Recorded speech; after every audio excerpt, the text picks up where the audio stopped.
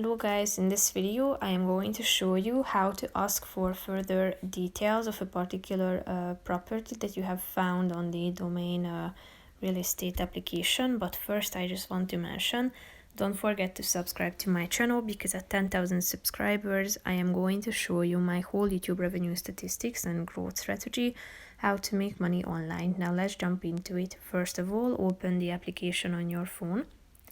Select the property that you are interested in and would like to ask further details. Scroll down and tap on this email button on the right side of the screen. Here you can select the category about which you would like to get further details, such as inspection times, price guide, property size, floor plan, and so on. Tap on the relevant one. You can add an additional message. If you tap on this button, you can type in your message. Then as you scroll down, you can type in your name, then your phone number,